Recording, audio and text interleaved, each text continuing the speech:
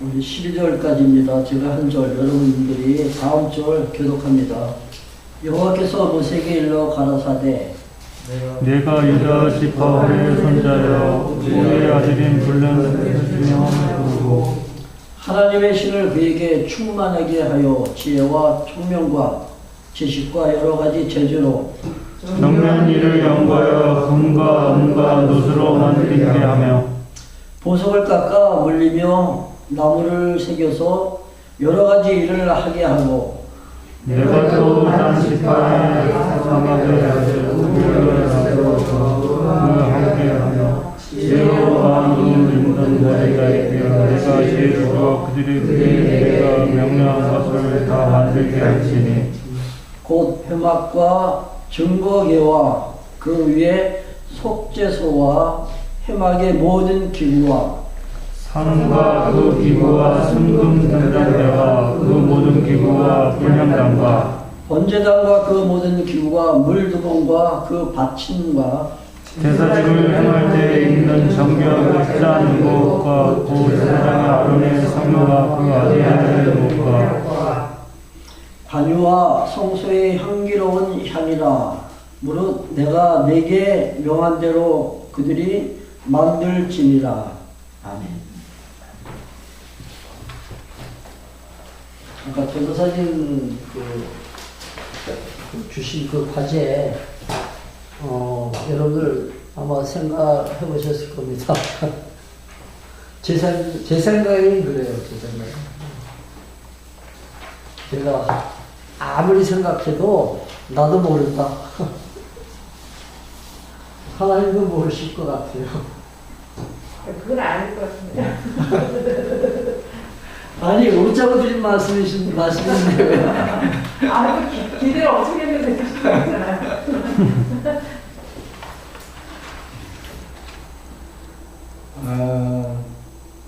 우리 지금 공부하고 있는 이 내용 간단히 한번 좀 살펴볼게요. 하나님께서 이제 창세기 1장 우리 잘 알고 있는 28절 하나님께서 누구와 언약을 세우십니까? 아담과 그렇죠? 아담과 하나님께서 언약을 수립하시죠. 이게 이제 3대 언약이다. 우리가 알고 있습니다. 그렇죠? 자손, 그리고 땅, 그리고 통치자 왕을 하나님께서 세우시겠다고 이렇게 약속하십니다. 근데 이 약속받은 아담이 타락하고, 그렇죠? 그러나 하나님께서는 이 약속을 반드시 이루어 가십니다. 왜? 당신이 여호와시니까. 타락과 관계없이 하나님께서는 하신 약속을 이루어 가신다는 얘기죠. 여러분들 주보 순서지만으로 옆에 보면은 이제 성경 개론에 대해서 제가 이렇게 써놨잖아요. 그거 이제 한 번씩 이렇게 쭉 한번 살펴보세요. 살펴보시면서 우리가 지금 공부하고는 그 부분이 어디에 위치해 있으며 어떤 의미를 가지고 있는지 여러분들 좀 의미를 파악하시면 좋을 것 같습니다. 지금 우리가 지금 공부하는 것은 하나님께서 이스라엘 백성들의 약속하신 그 언약을 갖다가 성취하시는 언약, 성취, 선이라 했죠. 이게 어디서부터 나오냐면 창세기 37장부터 이게 쭉 이어집니다. 하나님께서 하신 약속을 이루어 가시는 하나님의 사역이라는 뜻입니다. 그러니까 누가요? 하나님께서 다 하신다는 거예요. 하나님께서. 이스라엘 백성들이 애굽에서 이제 종살이 400년 할 때 하나님께서는 그 백성을 하늘의 별수와 같이 정말로 수많은 민족을 이렇게 번성시켜 주셨습니다. 그리고 이제 그들로 하여금 이제 도전하게 하시죠. 애굽에 도전해서 결국 최후에 이제 하나님께서는 이스라엘로 승리케 하시죠. 그래서 저들이 해방을 받고 지금 나와 있는 곳이 어디냐면 시내산입니다. 시내산.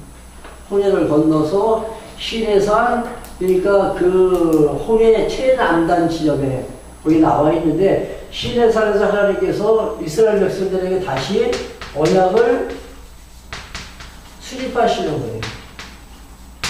이게 시내산에서 했기 때문에 시내산 언약이다 그러죠.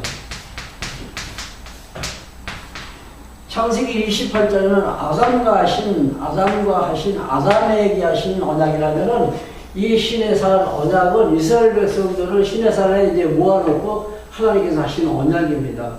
이게 구체적으로 보면 이게 뭐냐면 율법이에요.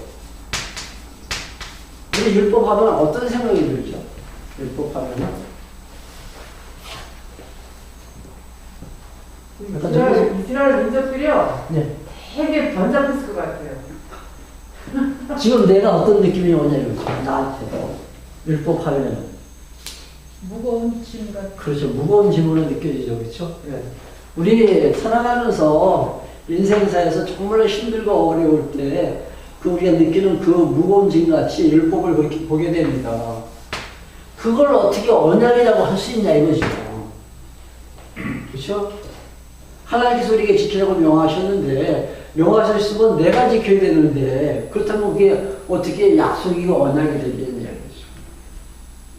근데 율법은 하나님께서 우리에게 지키라고 이렇게 명하신 것이 아니라 했잖아요. 그렇죠? 아니 근데요 그게 네. 이스라엘 민족한테 주신 계명을 네. 어쨌든 못 지키면 제사를 지내서 속죄를 받았잖아요.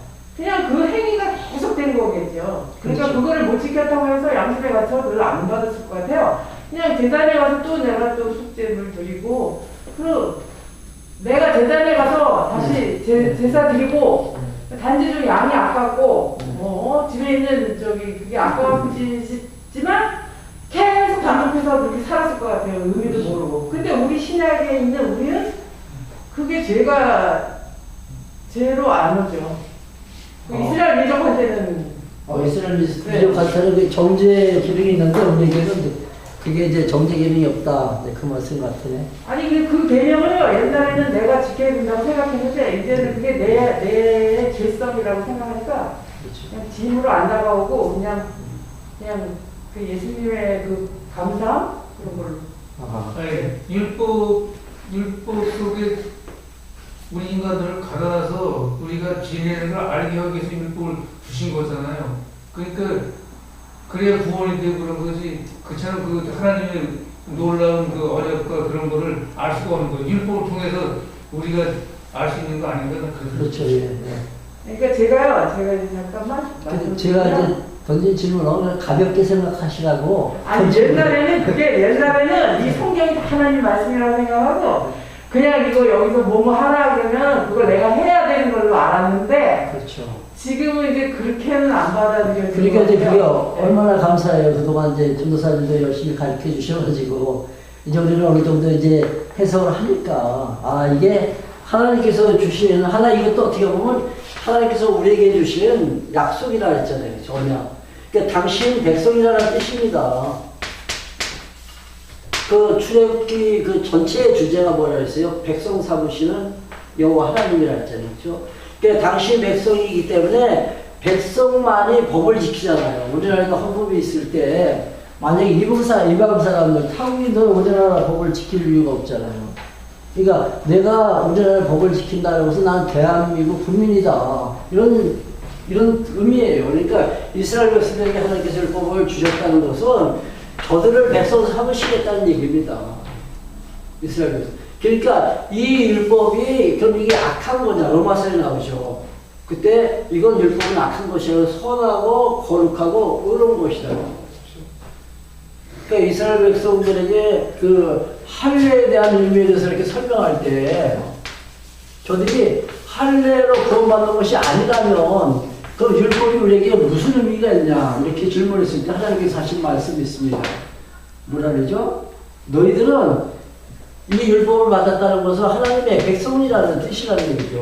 말씀을 받았다는 것은 하나님의 백성이라는 그런 의미라는 얘기죠.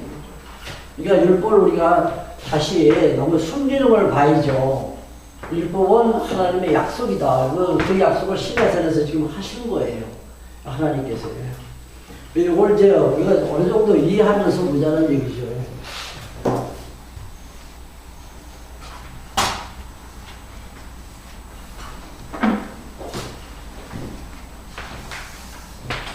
그래서 그동안에 이제 우리가 계명, 율례, 규례에 대해서 어느 정도 공부했죠. 그 지난 시간에는 이제 그 대제사장님들이 그러니까 예목을 만들 때 어떻게 이제 만들어라. 아주 자세한 내용들을 갖다 설명하죠.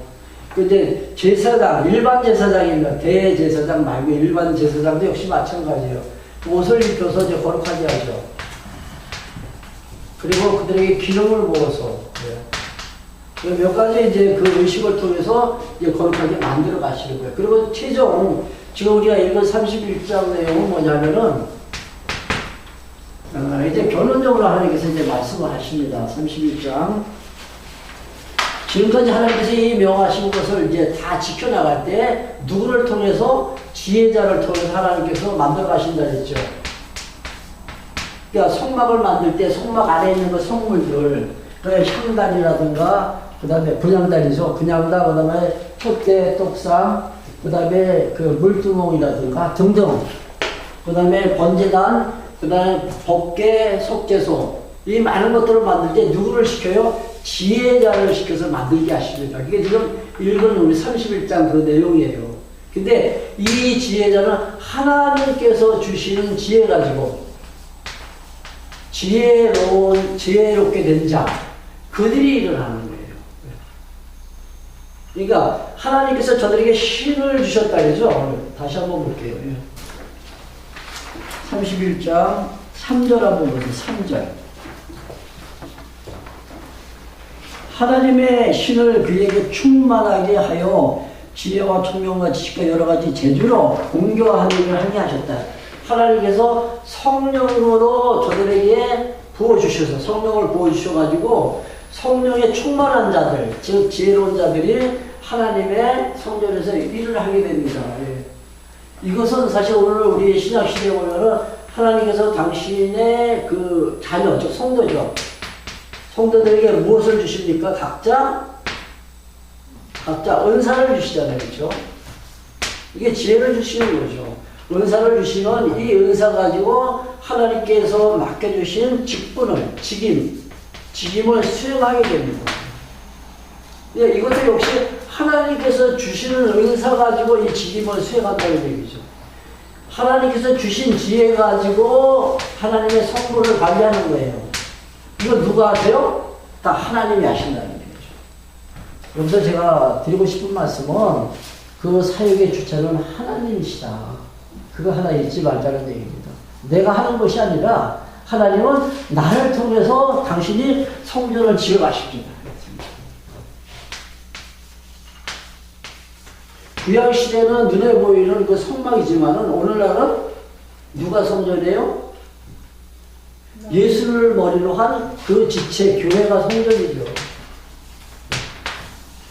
이 교회를 세워나갈 때 하나님께서는 각자에게 은사를 주셨다는 겁니다. 나에게 하나님께서 주신 은사가 무엇일까 한번 생각해 보실래요? 네. 하나님은 나에게 어떤 은사를 주셨을까? 성경을 통해서 하나님을 알게 하는. 멋있네요. 하나님 깨닫게 하시는, 그게 지식의 은사다 그렇죠. 하나님 깨닫게 하시는 은사. 지혜의 은사, 지식의 은사. 네. 또 우리 소집사님 어떤 은사를 받은 것 같아요? 은사가 없는 사람은 없어요. 내가 모르니까. 근데 제가 느끼는 건데요. 각자 똑같은 사람이 하나도 없잖아요. 네. 그러니까 우리 교회도 보면은 또 우리 사모님 하시는 일하고 또 여기 또 네. 전도사님이 가르치시는 거, 또 미용실은 또 피아노도 치고 그냥 눈에 보이는 게 피아노죠. 저는 청소하고 저요? 잘하고 각자 다 있잖아. 제일 멋있는 은사예요. 아니 멋있고 다 그거 넘나게 그거 따지면 안 돼요. 제일 멋있을 것 같아. 그게 각자 진짜 똑같은 사람이 하나도 없어요. 그게 맞습니다. 그게 하나님의 조화 아니겠어요? 조화. 하나님께서 정말 좋아하시는 대로 각자에게 은사를 주시었고 그 은사 가지고 우리가 직임을 감당하면서 무엇을 세워나가요? 하나님의 몸된 성전, 교회를 세워나가요. 하나님께서 지금 저 천상에서 교회를 지금 성전을 지금 만들고 계시다 했어요. 예수님께서 내가 가면은 너희를 위해서 내가 천국 성전을 만들겠다. 지금 만들고 계시다는 얘기죠. 누구를 통해서? 지금 우리를 통해서 만들고 계십니다. 근데 어떤 마음으로 해야 됩니까? 로마서에 보니까 즐거운 마음으로. 예물을 드릴 때 어떤 마음으로 드렸다 했어요? 즐거운 마음으로 드렸다 했어요. 즐거운 마음으로 우리가 은사를 감당합니다.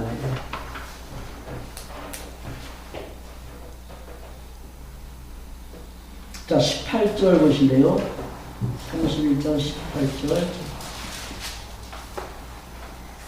여호와께서 시내산 위에서 모세에게 이르시기를 마치신 때에 증거판 돌을 모세에게 주시니 이는 돌판이요 하나님이 친히 쓰신 것이다.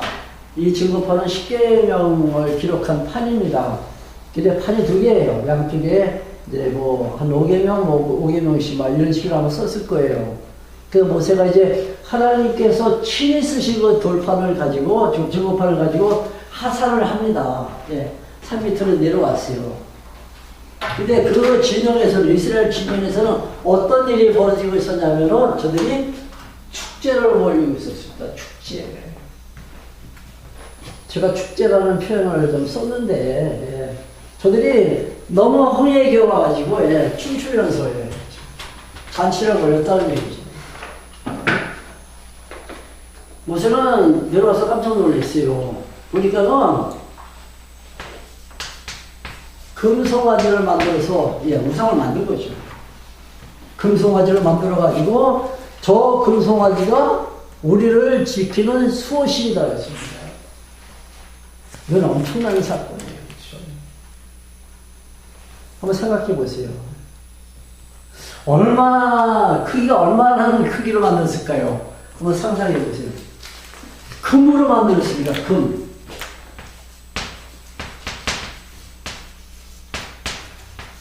이건 아마 도금을 한 게 아닌 것 같아요. 예. 이 전체를 갖다 금으로 만드는 것 같은데, 얼만큼 큰, 예, 송아지니까 아주 이렇게 크지는 않겠지만, 그래도 어느 정도 모형이 이렇게 나타나려면 커야 될 거 아니에요. 금송아지를 만들어가지고, 우리를 지키는, 뭐라고요? 수호신이다. 참 철부지죠. 이스라엘 백성들 보면, 예.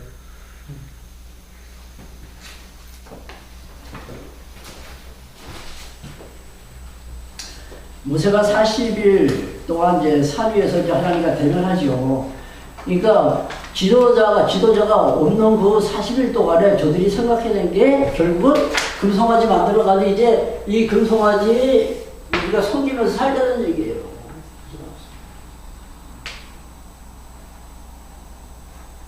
근데 이 금붙이가 어디서 나왔습니까? 이 금붙이? 외국에서? 외국에서 나올 때 누가 줬어요? 누가 줬어요? 하나님께서 주셨죠. 그렇죠.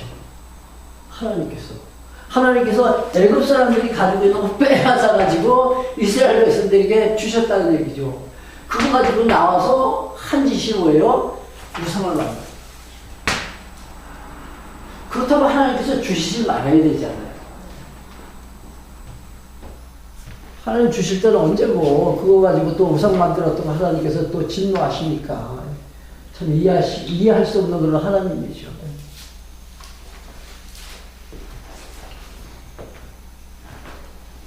자, 우리 8절 32장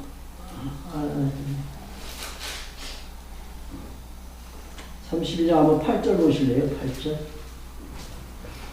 그들이 내가 그들에게 명한 길을 속히 떠나 자기를 위하여 송아지를 부어 만들고 그것을 숭배하며 그것에게 희생을 드리며 말하기를 이스라엘아 이는 너희를 애굽 땅에서 인도하여 낸 너희 신이다. 뭐가? 금송아지가.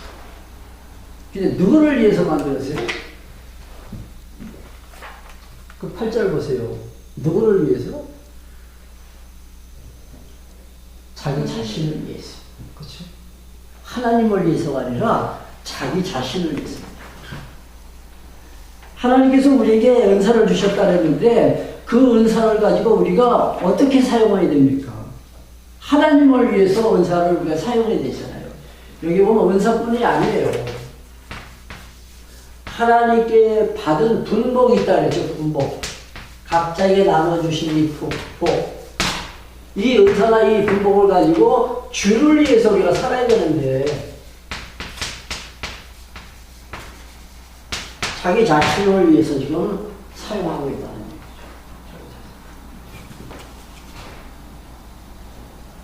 하나님께서 좋은 재능을 주셨으면 그거 가지고 주의 영광을 드러내야 된다는 얘기예요. 네. 그 일례로 뭐 이제 안집사님이 지금 이제 피아노를 이제 치니까 피아노를 칠 때 자기의 어떤 명예를 나타내기 위해서 피아노를 치면 안 된다는 얘기죠. 내가 피아노를 치는 그 순간에 하나님의 영광이 그 현장에서 드러나야 된다는 얘기입니다. 하나님의 영광이에요. 받은 분목도 마찬가지예요. 명예, 지위, 또 부, 이 모든 게 다 분복입니다. 분복. 하나님께서 왜 나에게 이런 위치를 하나님께서 허락해 주셨을까? 한번 생각한다면 그 자리에서 무엇을 위해서 살아야 돼요? 주를 위해서 그걸 써야 된다는 얘기죠. 우리가 이거는 다 하나의 수단이에요. 하나님께서 주신 이 은사나 이 분복은 하나님 경외하는 하나의 수단으로서 가치가 있습니다. 절대적인 목적은 뭡니까? 하나님의 영광. 근데 이스라엘 백성들은 하나님께서 주신 그 금붙이 가지고 우상을 만들었다는 얘기죠. 이 우상이 하나님께서 가장 싫어하시는 거예요. 우상 숭배. 가장 싫어요. 대적적인 어떤 행위가 바로 우상 숭배입니다. 우리가 그 우상하면 무당을 우리가 떠올리게 돼요. 이 무당. 무당은 신접한 자랍니다. 신접했다는 것은 신과 지금 접신하고 있다는 얘기죠. 그러니까 신하고 인간 사이를 갖다 이렇게 연결시켜주는 하나의 영매다. 무당은. 그러니까 하나님께서 가장 싫어하세요. 왜? 이 우상을 숭배함으로 무엇을 잊어버리게 돼요? 하나님 여호와 되심을 잊어버리니까. 너는 우상을 숭배하지 말라. 신접한 자는 귀나 성경에서 죽이라 했습니다.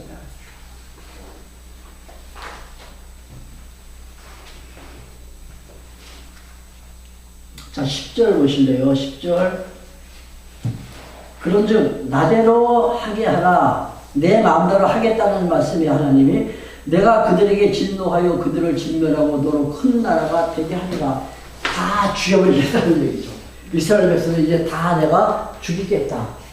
그리고 너 하나 남겨놓고 너를 통해서 다시 민족을 번성시켜 주시겠다는 그런 말씀이에요. 좀 이해가 안 되죠. 지금까지 지금 아브라함부터 시작해가지고 지금 모세까지가 500년 어간인데 500년 동안 수많은 민족으로 번성했는데 다 여기서 죽이신다면 얼마나 또 장관한 세월을 기다려야 됩니까?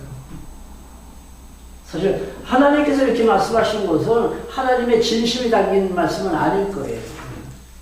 그러나 하나님께서는 이제 다 죽이겠다 이렇게 말씀하십니다. 자, 11절. 이제 모세가 기도를 시작합니다. 11절. 모세가 그 하나님 여호와께 구하여 가로되 여호와여 어찌하여 그 큰 권능과 강한 손으로 애굽 땅에서 인도하여 되신 주의 백성에게 진노하시나이까? 어찌하여 애굽 사람으로 이르기를 여호와가 화를 내서 그 백성을 산에서 죽이고 지면에서 진멸하려고 인도하여 내었다. 그런 말을 하게 하십니까? 지금 애굽 사람들이 비웃지 않습니까? 만약 우리가 여기서 다 죽는다면 애굽 사람들이 우리를 조롱할 것입니다. 근데 이 말도 좀 이해가 안 되는 게 지금 제가 이렇게 말씀드리는 순간에 뭐 떠오르는 거 없어요? 하나님 다 죽이겠다 이렇게 말씀하시는데 모세는 뭐라 그래요? 그럼 애굽 사람들이 우리가 다 조롱합니다. 비웃습니다. 하나님은 다 죽이실까요? 다 죽이지 않겠죠. 왜? 당신 여호와 되시는 것 갖다가 드러내시려면은 다 진멸시키지 않는다는 얘기죠. 자, 12절. 어찌하여 애굽 사람으로 이르기를 여호와가 화를 내려 여기 읽었나요?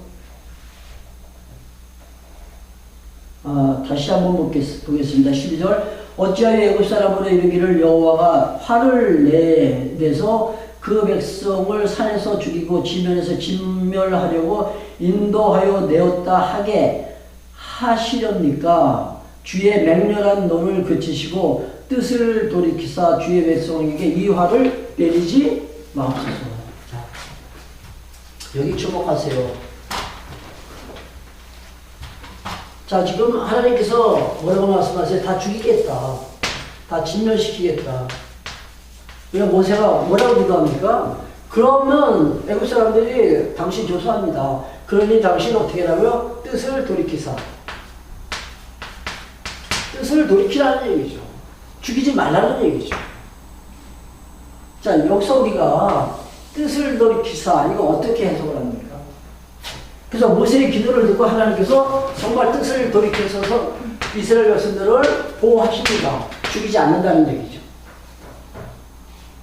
그럼 하나님의 분명한 계획이 있는데 이 계획이 있음에도 하나님은 당신께서 뜻을 변경시켜가지고 하나님께서 죽일 수가 있냐 이거죠. 하나님 이런 분이 아니잖아요. 한번 세우신 뜻은 하나님께서 불절 없이 변경시키지 않고 하나님께서 일어나십니다. 그래서 우리가 그가 여호와라고 이렇게 부르는데 당신 만약에 뜻을 돌이키다 하면 당신 이름에 멈춰나는 겁니다. 그 기도예요. 그러니까 하나님은 그 기도를 들어서 응답하실 수밖에 없잖아요. 그렇죠? 그러니까 하나님 만약에 다 죽인다면 하나님의 뜻은 이제 다 이게 수포로 돌아가니까 그렇게 될 때 하나님 당신은 이름에 운명이 남습니다. 그러니까 죽이면 안 된다는 얘기죠. 이런 기도를 할 때 하나님께서는 또 다시 뜻을 돌이켜서 보호하신다는 얘기죠. 이 뜻을 돌이킨다는 건 우리가 잘 해석해야 돼요. 하나님이 한번 세우신 계획을 다시 변경시킬 수도 있다라고 하면 안 된다는 얘기죠. 이해가 되시죠? 죄 지을 걸 다 아시고서. 네.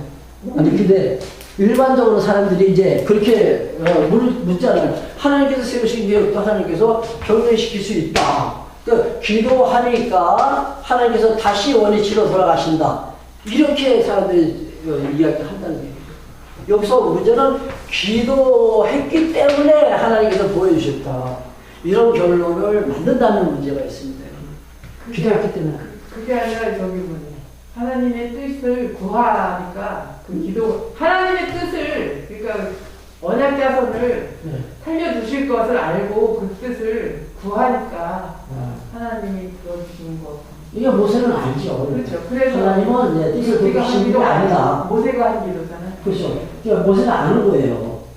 그러니까 이제 모세가 이런 기도를 하는데 하나님의 뜻은 굴절되지 않아요. 절대로. 이런 식으로 이해하면 이거는 잘못된 겁니다. 이게 오늘날 이제 그 인본주의 사상이죠. 인간이 하는 행위에 따라서 인간이 기도하니까 하나님께서 들어주셨다.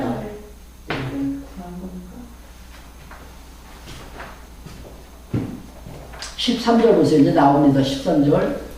주의 종 아브라함과 이삭과 이스라엘을 기억하소서. 아브라함과 이삭을 기억해달라는 건 뭐예요? 하나님께서 하신 약속이 있지 않습니까? 그 언약 다시 한번 기억하시고 우리를 지켜주십시오. 라는 말이죠. 그들에게 맹세하여 이르시기를 내가 너희 자손을 하늘의 별처럼 많게 하고 나의 허락한 이 온 땅을 너희 자손에게 주어 영원한 기업이 되게 하리라. 14절 여호와께서 뜻을 돌이키사 말씀하신 화를 그 백성에게 내리지 아니하시니라. 다시 또 한 번 뜻을 또 돌이켰다는 거예요. 제가 좀 전에 설명드린 말씀입니다. 그러나 이 뜻을 두 번씩 이렇게 번복해가지고 돌이키신 것이 아니라 하나님의 계획대로 하나님께서 이루어 가시는 겁니다. 그걸 모세는 알고 있다는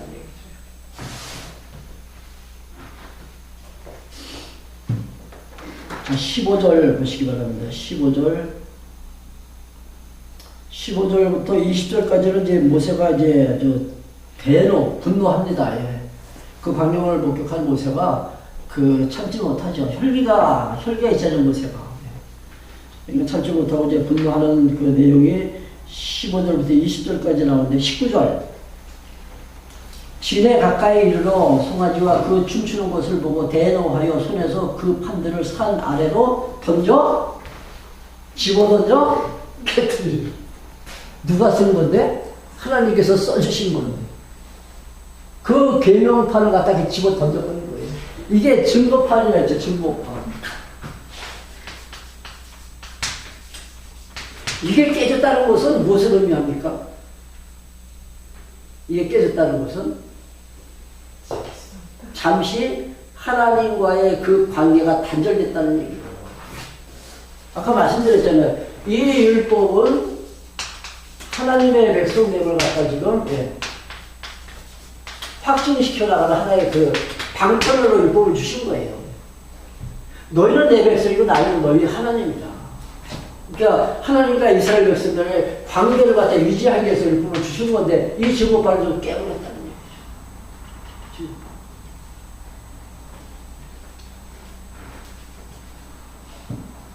그러면서 20절 모세가 그들의 만든 송아지를 가져 불살과 부소 가루를 만들어 물에 뿌려 이스라엘 자손에게 마시우라. 아마 그 물은 아마 우리 인체에 금이 들어가면 좋아진다 그러잖아요. 건강하다 그러잖아요. 금을 먹으면. 근데 그걸 다 가루로 부셔가지고 이스라엘 백성들 말고 물과 함께 마시게 하셨습니다.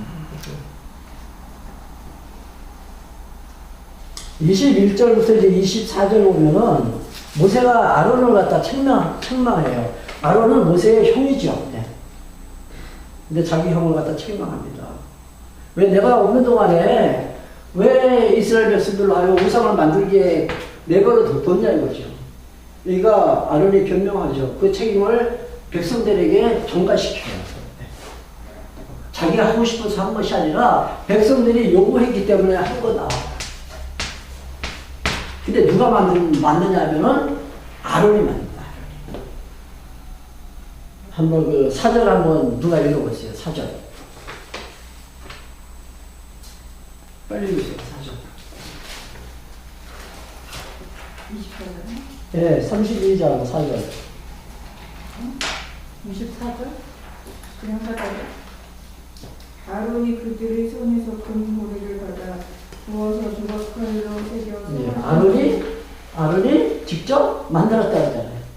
그 아론이 어떻게 보면 아마 예술가 같아요. 우리 전도사님 조각하시는 작가잖아요. 그렇죠? 아론도 아마 조각가 같아요. 아론이 직접 만든 거예요. 자기가 다 조각을 해가지고. 그래 놓고서 하는 얘기가 우리 이스라엘 백성들이 요구해서 나는 만든 것 뿐이다. 또 하나 재미난 얘기가 있습니다.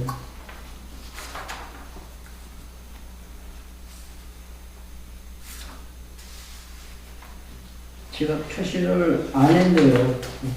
여기 보면은 그 이스라엘 백성들이 가져온 그 금부치를 불에다가 이렇게 딱 집어넣으니까 거기서 송아지가 탁 튀어나왔다 그래요, 아론이. 그거 누가 찾았으면 한번 읽어보실래요? 24절. 읽어보세요. 내가 그들에게 이르기를 금이 있는 자는 빼내라 한즉 그들이 그것을 내게로 가져왔기로 내가 불에 던졌더니 이 송아지가 나왔나이다. 참. 불에서 집어넣으니까 송아지가 그냥 나왔대요. 이게 참 완전히 마술이죠, 마술. 자신의 잘못을 갖다가 그냥 실토해야 되는데 그냥 아론을 계속 변명하게 바쁩니다. 그러자 이제 화가 난 모세가 3,000명을 다 죽입니다. 아까 전도사님 일부 시간에 말씀하셨잖아요. 그렇죠? 네. 3,000명을 다 죽였거든요. 이스라엘 백성 가운데 3,000명. 사실 여기서 그 죽은 3,000명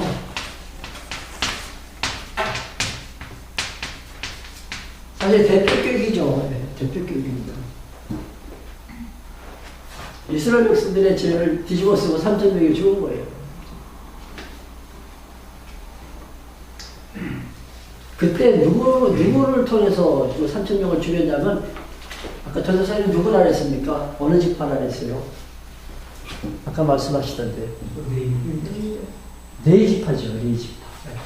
네 지파를 통해서 이스라엘 백성을 3,000명을 죽여요.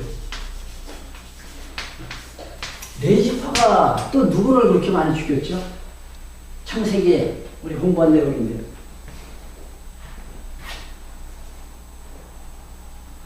야곱이 그 삼촌 집에서 살면서 이제 그 12아들을 낳잖아요. 그리고 이제 다시 고향으로 오는 길에 세겜이라는 곳에 도착했을 때 그 세겜 지역에 히 족속인 하몰의 그 식구들이 살고 있었죠. 하몰. 그 하몰의 아들의 이름이 세겜이에요. 근데 이 세겜이 이스라엘의 그 형제 가운데 딸이 하나 있습니다. 디나. 근데 디나를 성폭행하잖아요. 그때 죽이죠. 이 세겜 하몰의 집안의 모든 남자, 가식들을 다 죽입니다. 그때 누가 죽였습니까?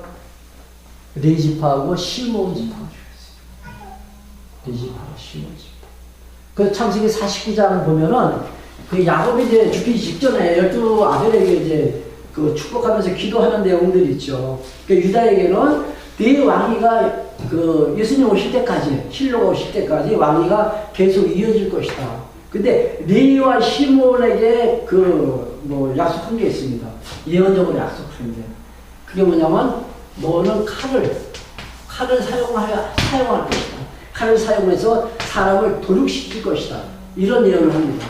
그대로 지금 그 레위 지파가 지금 죽이는 거예요. 누구를 죽여요? 금송아지 만든 이스라엘 백성들. 3,000명을 죽여요. 만약 여기서 끝난다면 하나님은 여호와가 되실 수가 있잖아요. 그러니까 다시 이제 모세가 하나님께 간절히 기도하는 게 이제 32장, 30절부터 33장까지. 네, 33장까지 살펴보겠습니다. 모세의 기도와 하나님의 응답.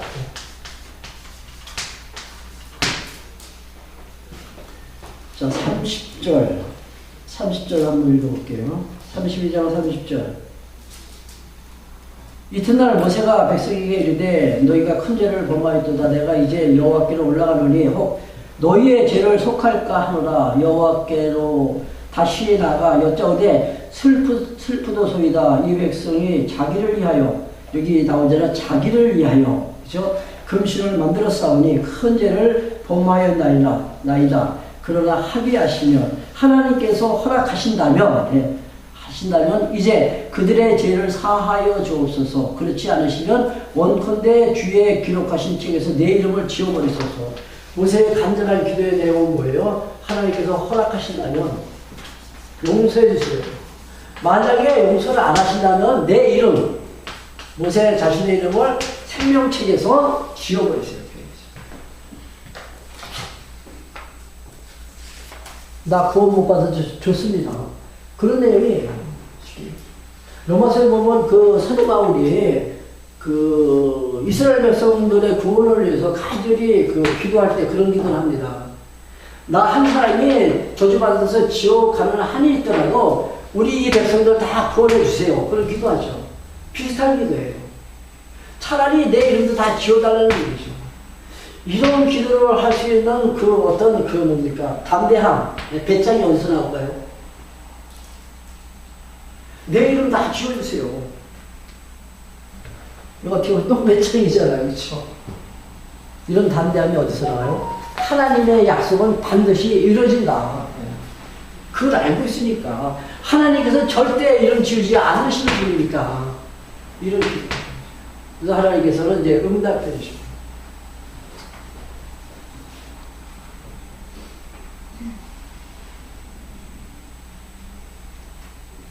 자, 33장 넘어갑니다. 1절부터 3절. 33장 1절부터 3절. 여호와께서 모세에게 이르시되 너는 내가 애굽 땅에서 인도하여 낸 백성과 함께 여기서 떠나서 내가 아브라함과 이삭과 야곱에게 맹세하기를 네 자손에게 주마 한 땅으로 올라가라. 내가 사자를 네 앞서 보내어 가나안 사람과 아모리 사람과 헷 사람과 브리스 사람과 히 사람과 여부스 사람을 쫓아내고, 자, 너 올라가면은 약속대로 내가 그 땅 주겠다. 현재 원주민이 살고 있는데 그들을 다 내가 쫓아내겠다. 하나님께서 이미 다 용서해 주시고 이제 허락하셨잖아요. 가나안 땅 허락하셨다는 얘기죠. 근데 한 가지 문제가 있습니다. 그러나 내가 너희와 함께 동행하지 않겠다. 하나님 같이 안 가시겠다는 얘기예요. 하나님이 동행하시지 않는다면 이스라엘 백성들이 그 땅에 가서 살아도 의미도 없죠. 저들은. 근데 여기서 모세가 만족할 수가 없습니다. 그렇죠? 그러면서 단장품을 다 제하라. 단장품은 뭐죠? 애굽에서 나올 때 얻은 그 보화. 금송아지 만들 거도 남은 것들이 많이 있을 거 아니에요. 그거 다 없애라는 얘기죠. 근데 정말 저들이 떠날 때 단장품을 다 제하였더라. 성경에서 그렇게 말해요. 근데 저도 정말 버렸을까. 좀 의문이 가더라고요. 어디 몰래 이렇게 숨겨가지고 또 온 사람이 있을 것도 같고. 단장품을 다 제하라고 말씀하신 대로 이스라엘 백성들이 단장품을 다 버렸는지 그건 확실하지 못하지만 다 제하고 그리고 거기서 떠납니다. 7절부터 11절까지 보면 이제 모세가 이제 하나님과 해망에서 이제 만나는 그 장면이 나와요.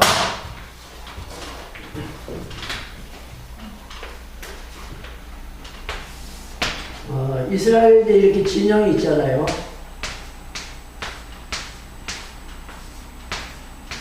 이렇게 진영이 있으면 모세는 이 진영 밖에서,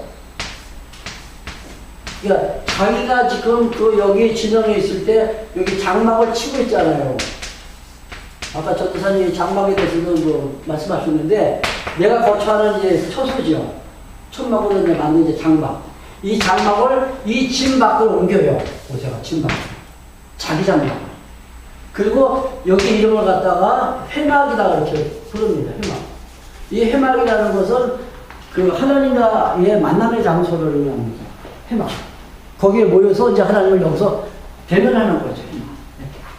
그래서 이제 모세가 여기다 이제 그 회막을 만들고 이리로 이제 들어갈 때 어떤 현상이 벌어지냐면 하늘에서 구름 기둥이 싹 내려와요.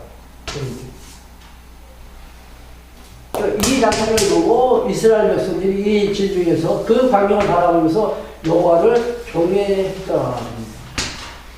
이 구름 기둥은 하나님의 임재의 표징이죠. 표시가 되는 징조, 즉 하나의 표적이라는 뜻입니다. 하나님 지금 여기 임재했다는 얘기죠. 그러니까 이 구름 기둥이 하나님이 아니라 하나님의 임재의 그 하나의 표시. 그래서 여기서 하나님은 이제 모세에게 말씀하십니다.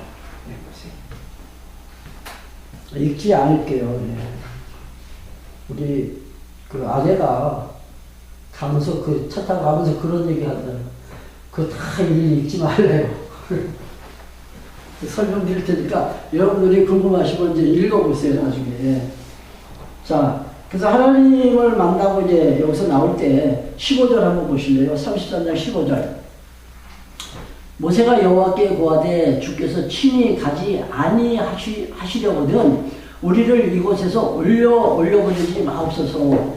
나와 주의 백성이 주의 목전에 은총 입은 줄을 무엇을 알리까? 주께서 우리와 함께 하심으로 나와 주의 백성을 천하 만민 중에서 구별하심이니까. 그러니까 아까 뭐라고 말씀하셨어요? 하나님께서 내가 같이 안 가겠다 했잖아요. 그렇죠? 그러니까 모세는 계속 하나님께 이제 같이 동행하실 것을 모세가 간곡히 기도를 합니다. 그래서 이제 14절 한번 보세요. 14절 보시면 여호와께서 가라사대 내가 친히 함께 가리라. 함께 가시겠다고 말씀하시잖아요. 그렇죠? 그러니까 하나님이 함께 동행하시는 것이 무슨 의미냐면은 만민 중에 우리 이스라엘 백성들을 하나님 당신께서 선택하신 우리는 거룩한 백성이다.